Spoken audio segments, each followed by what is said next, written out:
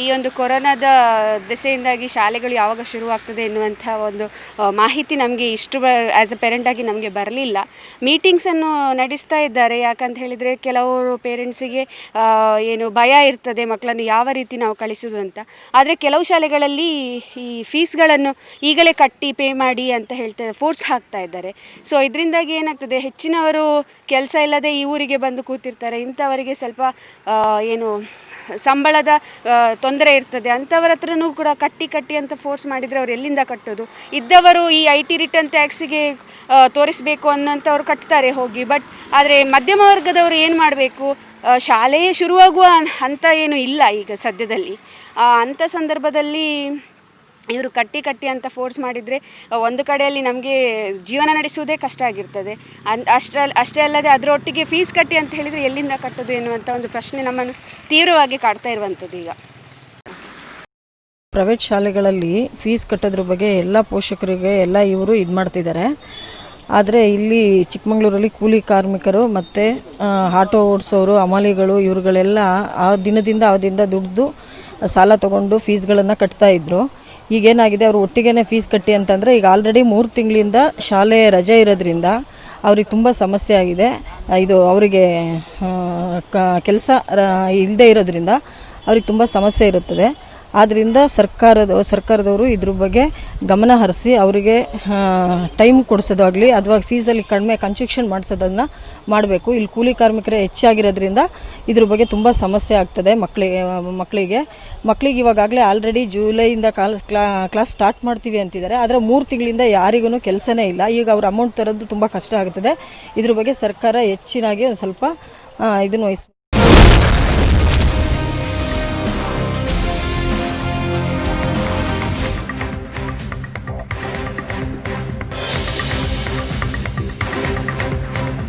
ಈ ವರ್ಷ ಅರ್ಧ ಫೀಸ್, ಇದು ಸುವರ್ಣ ನ್ಯೂಸ್ನ ಅಭಿಯಾನ.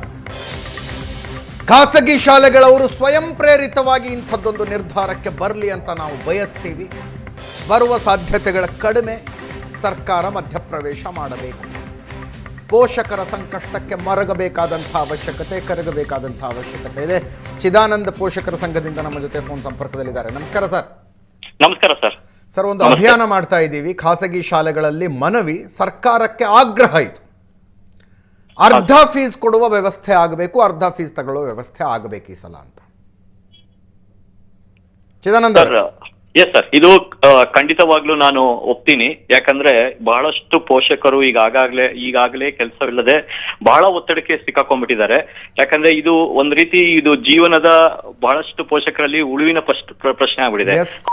ಅದರಲ್ಲೂ ಈ ಮಿಡಲ್ ಕ್ಲಾಸ್ ಏನು ನಾವು ಮಧ್ಯಮ ವರ್ಗದಂತ ಜನ ಇದೀವಿ, ಅವ್ರಿಗಂತೂ ಬಹಳ ತೊಂದರೆ ಆಗ್ತಾ ಇದೆ ಸರ್. ಯಾಕಂದ್ರೆ ನನಗೆ ಬಂದಂತ ಮಾಹಿತಿ ಪ್ರಕಾರ ಹಲವಾರು ಕಂಪ್ನಿಗಳಲ್ಲಿ, ಅಂದ್ರೆ ಪ್ರೈವೇಟ್ ಕಂಪ್ನಿಗಳಲ್ಲಿ ಈಗಾಗಲೇ 30% 15ರಿಂದ 30% ಕಡಿತವನ್ನ, ಅವರ ಸ್ಯಾಲರಿನ ಕಡಿತ ಮಾಡೋ ಬಗ್ಗೆ ಪ್ರಕಟಣೆ ಮಾಡ್ಬಿಟ್ಟಿದೆ.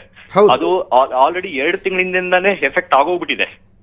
ಅಂದ್ರೆ ಈಗ ಆಲ್ರೆಡಿ ಈ ತಿಂಗಳು ಮತ್ತೆ ಹೋದ ತಿಂಗಳು ಹಲವಾರು ಕಂಪ್ನಿಯ ಎಂಪ್ಲಾಯೀಸ್ಗಳು 30% ಲೆಸ್ ಸ್ಯಾಲರಿ ತಗೊಂಡಿದ್ದಾರೆ ಈಗ ಅವರು. ಯಾಕಂದ್ರೆ ಅವ್ರಿಗೆ ಈಗ ಹೊರಗಡೆ ಹೋದ್ರೆ ಮಾರ್ಕೆಟ್ ಅಲ್ಲಿ ಎಲ್ಲೂ ಕೆಲ್ಸಾನೂ ಇಲ್ಲ. ಈಗ ಇರುವಂತ ಕೆಲಸ ಬಿಟ್ರೆ ಅದು ಕಷ್ಟ ಆಗುತ್ತೆ. ಈ ರೀತಿಯ ಒತ್ತಡಗಳು ಬರೋದಕ್ಕೆ ಶುರು ಆಗ್ಬಿಟ್ಟಿದೆ.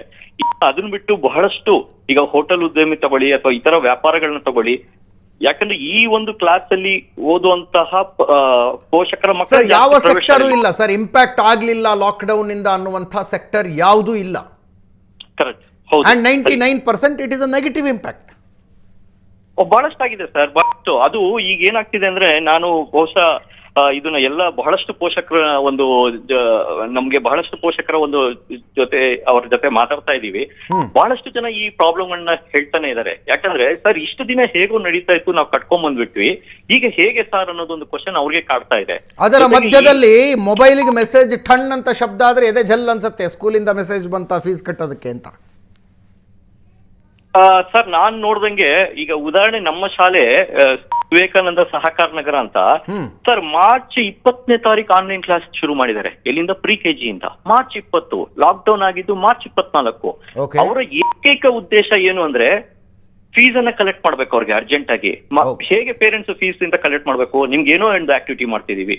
ಜೊತೆಗೆ ಹಲವಾರು ಪೋಷಕರಿಗೆ ಯಾರು ಕೊಟ್ಟು ಅವ್ರಿಗೆ ಆನ್ಲೈನ್ ಕ್ಲಾಸ್ ಸಕ್ಸಸ್ ಕೊಟ್ಟೇ ಇಲ್ಲ. ಅಂದ್ರೆ ಈ ಒತ್ತಡ ಯಾವತ್ತಿಂದ ಶುರು ಆಯ್ತು ಅಂದ್ರೆ ನಾವು ಮನೆಯಲ್ಲಿ ಕೂತಿದ್ದಂತ ದಿನದಿಂದಾನೇ ನಮ್ಮ ಮೇಲೆ ಒತ್ತಡ ಇದೆ. ಈಗಂತೂ ಬಿಡಿ, ನೀವು ಹೇಳ್ದಂಗೆ ಮೊಬೈಲ್ ಇಂದ ಮೆಸೇಜ್ ಬಂದ್ರೆ ಎದೆ ಜಲ್ ಅನ್ನುತ್ತೆ, ಇಲ್ಲ ಅಂತ ನಾನು ಹೇಳಕ್ ಒಪ್ಪಲ್ಲ.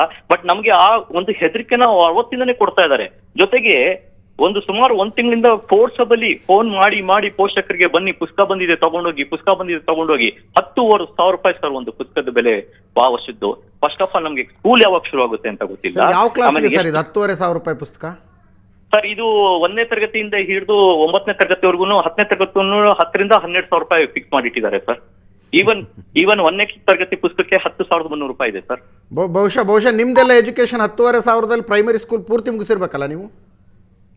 Correct sir. ಇನ್ನೂ ಕಮ್ಮಿಲೇ ಆಗಿತ್ತು ಅನ್ಸುತ್ತೆ ಸರ್. ಇನ್ನೂ ಕಡಿಮೆಲೇ ಆಗಿತ್ತು ಸರ್. ಫೀಸ್ ಎಷ್ಟಿದೆ ಸರ್? ಫೀಸು ಈಗ ನಮ್ಮ ಶಾಲೆಯಲ್ಲಿ ವಿಚಿತ್ರವಾದಂತ ಫೀಸ್ ಇದೆ ಸರ್. ಕೆಲವರಿಗೆ 60 ಇದೆ, ಕೆಲವರಿಗೆ 65 ಇದೆ. ಈಗ ಹೊಸ ಅಡ್ಮಿಷನ್ಗೆ 1,20,000 ರೂಪಾಯಿ ತಗೊಳ್ತಾ ಇದ್ದಾರೆ ಸರ್. 1,20,000 ಹೊಸ ಅಡ್ಮಿಷನ್ಗೆ. ಸರ್, ನನಗೆ ಭಯ ಆಗ್ತಾ ಇರೋದು ಮಕ್ಕಳ ಎಜುಕೇಶನ್ ಡಿಸ್ಕಂಟಿನ್ಯೂ ಆಗ್ಬಿಡುತ್ತಾ ಅಂತ. ಫೀಸ್ ಕಟ್ಟೋದಕ್ಕಾಗೋದೇ ಇಲ್ಲ ಅನ್ನೋ ಪೋಷಕರು ಏನ್ ಮಾಡ್ತಾರೆ ಸರ್? ಈಗ ಆಗೋಗ್ಬಿಟ್ಟಿದೆ ಸರ್ ಆಲ್ರೆಡಿ. ಇವಾಗ ಏನಾಗಿಟ್ಟಿದೆ ಅಂದ್ರೆ, ಈಗ ಬೇರೆ ಶಾಲೆಗೆ ಎಲ್ಲಾರ ಕಡಿಮೆ ಇರೋದು ಹೋಗಿ ಸೇರ್ಸೋಣ ಅಂದ್ರೆ ಈಗ ಆಲ್ರೆಡಿ ನಾವು ಜೂನ್ ಮಂತ್ಗೆ ಬಂದ್ಬಿಟ್ಟಿದೀವಿ. ಹೌದು. ಅಲ್ಲಿಗೆ ಹೋಗ್ಬೇಕು. ಇಲ್ಲಿ ಏನ್ ಮಾಡ್ತಾರೆ ಅಂದ್ರೆ ಈ ಖಾಸಗಿ ಶಾಲೆಗಳು, ನಾವೇನಾರ TC ತಗೋಬೇಕು ಅಂತ ಇದ್ರೆ ಫೆಬ್ರವರಿಲೇ ಅಪ್ಲೈ ಮಾಡ್ಬಿಡ್ಬೇಕು. ಒಂದು ವೇಳೆ ನಾನು ಫೆಬ್ರವರಿಲಿ TC ಅಪ್ಲೈ ಮಾಡಿಲ್ಲ ಅಂದ್ರೆ ಅಕಸ್ಮಾತ್ ನಾನು ಮಾರ್ಚ್ ಅಲ್ಲಿ TC ಅಪ್ಲೈ ಮಾಡೋದು ಸಹ ಮೊದಲನೇ ಕಂತನ್ನ ಕಟ್ಟೆ TC ತಗೋಬೇಕು. ಈ ರೀತಿ ಖಡಾಖಂಡಿತ ಕಂಡೀಷನ್ಗಳಿದೆ ಇಲ್ಲಿ. My goodness. ಈಗ ಅಕಸ್ಮಾತ್ ಬೇಡ ನನಗೆ ನಿಮ್ಮ ಶಾಲೆ, ನಾನು ಯಾವುದೋ ನನ್ನ ಜೇಬಿಗೆ ಸೂಟ್ ಆಗುವಂಥ, ನನ್ನ ಬಜೆಟ್ಗೆ ಸೂಟ್ ಆಗುವಂಥ ಶಾಲೆಗೆ ನನ್ನ ಮಗುನ ಸೇರಿಸ್ತೀನಿ ಅಂದರೂ ಕೂಡ ಫೀಸ್ ಕಟ್ಟಿ TC ತಗೊಂಡು ಹೋಗುವಂತಾರ? ಖಂಡಿತವಾಗ್ಲು ಸರ್, ಅದನ್ನೇ ಮಾಡ್ತಾ ಇರೋದು ಅವ್ರೀಗ. ಫೀಸ್ ಕಟ್ಟಿ ನೀವು ದುಡ್ಡನ್ನು ತೆಗೆದುಕೊಂಡು ಹೋಗಿ ಅಂತಾನೆ ಅವ್ರು ಹೇಳ್ತಾ ಇರೋದು ಹೊರತು ಯಾವುದೇ ಕಾರಣಕ್ಕೂ ಅವರು ಹಾಗೆ TCನ ಕೊಡೋದಿಲ್ಲ. ಅವ್ರಿಗೆ ಏನು ಸರ್, ದುಡ್ಡು ಬೇಕು ಅಷ್ಟೇ. ನೀವು ದುಡ್ಡು ಕೊಟ್ಟಿ ನಮಗೆ ಸಮಾಜಮುಖಿಯಾಗಿ ಕೆಲಸ ಮಾಡೋ ಅವಶ್ಯಕತೆನೆಲ್ಲ ನಾವು ಮಾಡೋದೇ ಇಲ್ಲ ಅನ್ನೋ ಒಂದು ಹಟ್ಟಿಗೆ ಬಿದ್ದುಬಿಟ್ಟಿದ್ದಾರೆ ಅವರು. ಸರ್, ಈಗ ಶಾಲೆ ನಡೆಸೋರು ಸಂಕಷ್ಟದಲ್ಲಿದ್ದಾರೆ ಸರ್. ಫೀಸ್ ಕಟ್ಟಲಿಲ್ಲ ಅಂದ್ರೆ ನಾವು ಟೀಚರ್ಸಿಗೆ ಸಂಬಳ ಹೆಂಗೆ ಕೊಡೋಣ, ನಮ್ಮ ಶಾಲೆ ಸ್ಟಾಫಿಗೆ ಸಂಬಳ ಹೆಂಗೆ ಕೊಡೋಣ ಅಂತ ಕೇಳ್ತಾರೆ. ಏನು ಹೇಳ್ಬೇಕಂಗಿದ್ರೆ ಅವ್ರಿಗೆ? ಸರ್, ಬಹಳ ಒಳ್ಳೆ ಕ್ವಶನ್ ಕೇಳ್ತಾ ಇದೀರ ನೀವು. ಈಗ ಯಾವುದೇ ಸರ್, ಇದು ಬಹಳಷ್ಟು ಪೋಷಕರಿಗಾಗ್ಲಿ ಬಹಳಷ್ಟು ಜನಕ್ಕೆ ಇದು ಗೊತ್ತೇ ಇಲ್ಲ. ಶಾಲೆನ ಹೇಗ್ ನಡೆಸ್ತಾರೆ, ಹೇಗ್ ನಡೆಯುತ್ತೆ ಒಂದು ಶಾಲೆ. ಒಂದೇ ನಿಮಿಷ ಲೈನಲ್ಲಿ ರೀ. ಡೆಲ್ಲಿ ಪಬ್ಲಿಕ್ ಸ್ಕೂಲ್ ಪ್ರಿನ್ಸಿಪಲ್ ಇಷ್ಟೋ ತನಕ ಮಾತಾಡಿದ್ರಲ್ಲ ಮನ್ಸೂರ್ ಖಾನ್ ಅವ್ರನ್ನ ಇನ್ನೊಂದ್ಸಲ ಲೈನಿಗೆ ತಗೊಳ್ಳಿ. ಚಿದಾನಂದ್ ಅವ್ರಿಗೂ ಮಾತಾಡ್ಲಿ. ಎಸ್ ಚಿದಾನಂದ್ ಅವ್ರಿ. Yes sir. ಈಗ ಶಾಲೆ ಒಂದು ನಡೆಸಬೇಕು ಅಂದ್ರೆ ಹೇಗಿರ್ಬೇಕು ಸರ್? ಶಾಲೆ ನಡೆಯೋದೇ ಒಂದು ಟ್ರಸ್ಟ್ ನ ಒಂದು ಇದರಿಂದ. ಯಾವುದೇ ಒಂದು ಟ್ರಸ್ಟ್ ನಡಿಬೇಕಾದ್ರೆ ಅದರಲ್ಲಿ ರಿಸರ್ವ್ ಫಂಡ್ ಅಂತ ಇಡ್ಲೇಬೇಕು ಅವರು. ಆ ರಿಸರ್ವ್ ಫಂಡ್ ಏನಾಗ್ತಾ ಇದೆ ಸರ್ ಇವತ್ತು? ಎಲ್ಲೋಯ್ತು ಸರ್ ಆ ರಿಸರ್ವ್ ಫಂಡ್? ಅಷ್ಟೊಂದು ಇಲ್ದಿರೋರು ಈ ಶಾಲೆನ ಯಾವ ಧೈರ್ಯದ ಮೇಲೆ ನಡೆಸ್ತಾ ಇದ್ದಾರೆ ಇವರು? ಯಾವ ಧೈರ್ಯದ ಮೇಲೆ? ಆಮೇಲೆ ಸರ್, ಈ ಪುಸ್ತಕದ ಮತ್ತೆ ಈ ಒಂದು ಏನಿವರು ಈ ಯೂನಿಫಾರ್ಮು, ಈ ಶೂಸ್, ಪುಸ್ತಕ, ಪೆನ್ಸಿಲ್ ಅಂತ ವ್ಯಾಪಾರ ಮಾಡ್ತಿದಾರಲ್ಲ, ಅದರಲ್ಲಿ ಒಂದು ಏನಿಲ್ಲ ಅಂದ್ರೆ ಒಂದು ಶಾಲೆಯಲ್ಲಿ 1-2 ಕೋಟಿ ರೂಪಾಯಿ ಟರ್ನ್ ಓವರ್ ಆಗುತ್ತೆ ಸರ್. ಎಲ್ಲಿ ಹೋಗ್ತಾ ಇದೆ ಸರ್ ಕಾರಣ? 10,500 ರೂಪಾಯಿ ಪುಸ್ತಕಕ್ಕೆ ಏನ್ ತಗೋತಾರೆ? ಆ ಪುಸ್ತಕ ಅಷ್ಟು ವರ್ತ್ ಇರೋದಿಲ್ಲ ಅಂತನಾ ಸರ್? ಇದು ತುಂಬಾ ತಮಾಷೆಯಾದ ವಿಷಯ. ಯಾಕೆಂತ ಹೇಳ್ತೀನಿ ಕೇಳಿ. ಈ ಸರ್ಕಾರದ ಆರ್ಡರ್ಗಳು ಬರುತ್ತೆ ಕೆಲವು ಟೈಮು. ಸರ್ಕಾರ ಏನೋ ಒಂದು ಯೋಚನೆ ಮಾಡ್ಬಿಟ್ಟು ಮಕ್ಕಳಿಗೆ ಪುಸ್ತಕದ ಹೊರೆ ಆಗ್ಬಾರ್ದು ಅಂತ ಏನ್ ಮಾಡ್ತಾರೆ ಸರ್ಕಾರದವರು, ಈ ಬ್ಯಾಗ್ ಅನ್ನ ಕಡಿಮೆ ಮಾಡ್ಬೇಕು ಅಂದ್ಬಿಟ್ಟು ಹೋದ ವರ್ಷ ಒಂದು ಆರ್ಡರ್ ಮಾಡಿದ್ರು. ಏನಂತ, ಮಕ್ಕಳು ತುಂಬಾ ವೆಯ್ಟ್ ಆಗಿರೋ ಬ್ಯಾಗ್ ಎತ್ಕೊಂಡು ಹೋದ್ರೆ ಆ ಮಕ್ಕಳಿಗೆ ತುಂಬಾ ಎಫೆಕ್ಟ್ ಆಗುತ್ತೆ ಅಂದ್ಬಿಟ್ಟು ಅವರೊಂದು ಕಡಿಮೆ ಮಾಡೋರು. ಇವರು ನೋಡಿ ಅದನ್ನ ಎಷ್ಟು ಚೆನ್ನಾಗಿ ಅರ್ಥ ಮಾಡ್ಕೊಂಡ್ರು ಅಂದ್ರೆ ಪ್ರೈವೇಟ್ ಸ್ಕೂಲ್ ಅವರು, ಅದ್ರಲ್ಲೂ ಒಂದು ಲಾಬಿ ಸ್ಟಾರ್ಟ್ ಆಯ್ತು. ಹೇಗೆ ಅಂತ ಹೇಳ್ತೀನಿ. ಈಗ ಎಕ್ಸಾಂಪಲ್, ನಮ್ಮ ಶಾಲೆಯಲ್ಲಿ 3 ಇನ್ಸ್ಟಾಲ್ಮೆಂಟ್ ಇದೆ ಅಂತ ತಿಳ್ಕೊಳ್ಳಿ. 3 ಇನ್ಸ್ಟಾಲ್ಮೆಂಟ್ ಅಂತ ಇದೆ ಅಂತ. ವಾಲ್ಯೂಮ್ 1, ವಾಲ್ಯೂಮ್ 2, ವಾಲ್ಯೂಮ್ 3 ಅಂತ ಮಾಡ್ತಾರೆ. ಆ ಪುಸ್ತಕನ ಡಿವೈಡ್ ಮಾಡ್ತಾರೆ. ಒಂದು ಪುಸ್ತಕದ ಬೆಲೆ 200 ರೂಪಾಯಿ ಇದ್ರೆ ಅದೇ ಪುಸ್ತಕನ 150 ಮಾಡಿ 3 ವಾಲ್ಯೂಮ್ ಮಾಡ್ತಾರೆ. ಅರ್ಥ ಆಯ್ತಾ ನಿಮ್ಗೆ?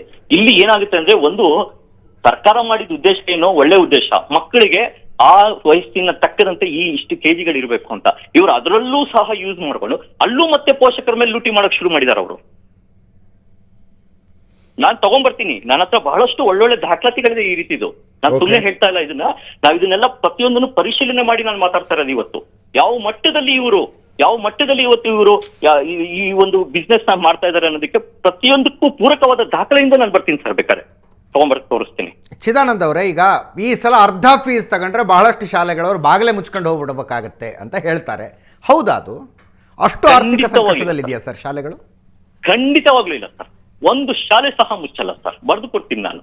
ಯಾಕೆಂದ್ರೆ ಈ ಖಾಸಗಿ ಶಾಲೆಯವರು ಇದರಲ್ಲಿ ಬಹಳಷ್ಟು ಒಂದು ಹಣದ ರುಚಿಯನ್ನು ನೋಡ್ಬಿಟ್ಟಿದ್ದಾರೆ ಅವರು. ನೀವು ಇನ್ನು ಬೇಕಾದ್ರೆ ಯಾವ್ದಾರ ಇಂಡಸ್ಟ್ರಿ ತಗೊಳ್ಳಿ, ಅದು ಮುಚ್ಚುತ್ತೆ. ಶಾಲೆ ಅನ್ನೋದು ಒಂದು ಮುಚ್ಚೋದಕ್ಕೆ ಚಾನ್ಸಸ್ ಇಲ್ಲ ಸರ್, ಚಾನ್ಸಸ್ ಇಲ್ಲ.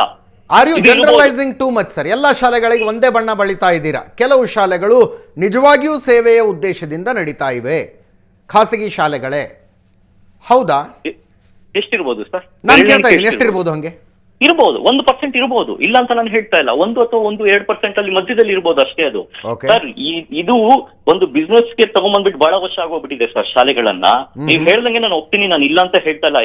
ಅದು ಕೇವಲ ಬೆರಳೆಣಿಕೆಯಷ್ಟು ಶಾಲೆಗಳು ಮಾತ್ರ ಇವತ್ತು ನಾವು ಸಮಾಜಮುಖಿಯಾಗಿ ಕೆಲಸ ಮಾಡ್ಬೇಕು ಅಂತ ಮಾಡ್ತಾ ಇದ್ದಾರೆ.